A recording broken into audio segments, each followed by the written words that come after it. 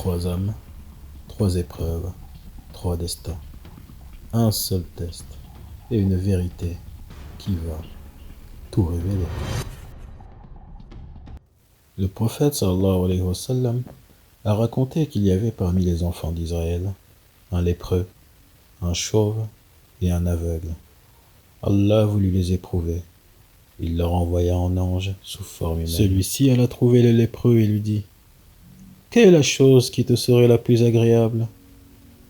Un beau teint, une belle peau, et la guérison de cette maladie qui me rend répugnant.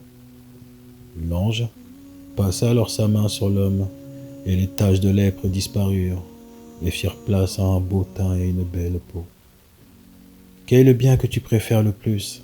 Lui demanda l'ange. Des chameaux, des chameaux.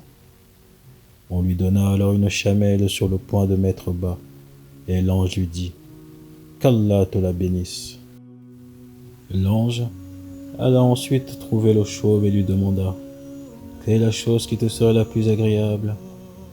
Une belle chevelure, car les gens me trouvent ainsi répugnant. L'ange passa alors sa main sur la tête du chauve, et celle-ci se couvrit d'une belle chevelure. Quel est le bien que tu préfères le plus ? Les vaches, les vaches. On lui donna alors une vache pleine, et l'ange lui dit : qu'Allah te la bénisse. Il partit ensuite vers l'aveugle.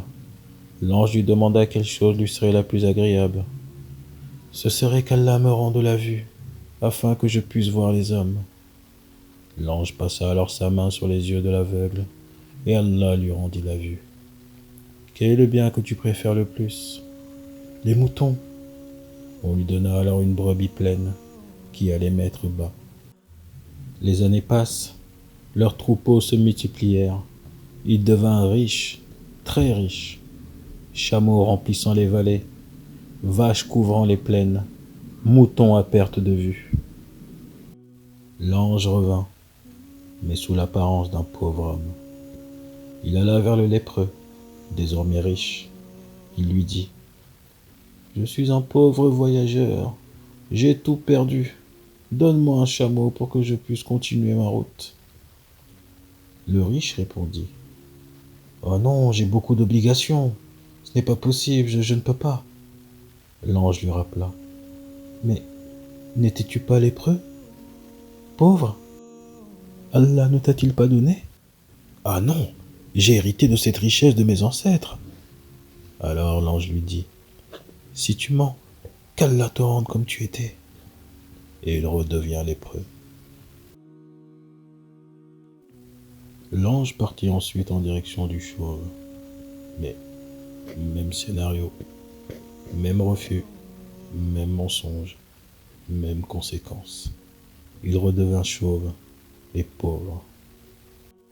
Pour finir, l'ange prenant la forme d'un aveugle, se présenta à l'aveugle d'autrefois et lui dit : je suis un malheureux voyageur, j'ai perdu en voyage toutes mes ressources, et aujourd'hui je ne peux que m'adresser à Allah puis à toi.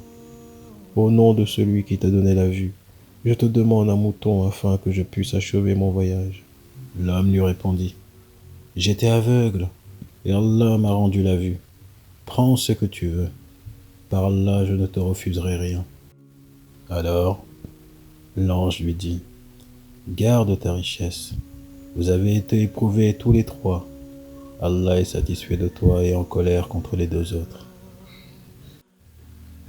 Trois hommes ont été guéris. Trois hommes ont été enrichis. Trois hommes ont été testés. Mais le test n'était pas la pauvreté. Le test était la richesse. Le premier a oublié d'où il venait. Le second a menti sur la source de ses biens. Le troisième, lui, s'est souvenu. Il s'est souvenu qu'il était aveugle. Il s'est souvenu qu'il était pauvre.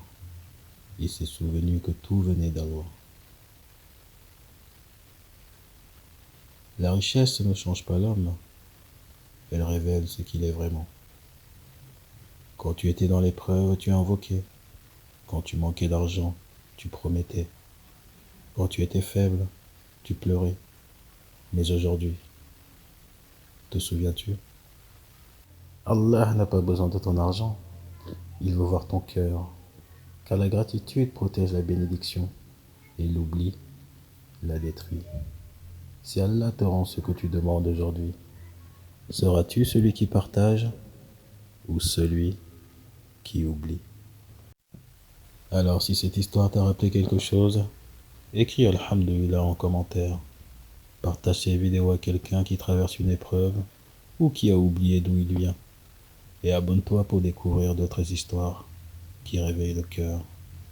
Car parfois, un simple rappel peut sauver une âme.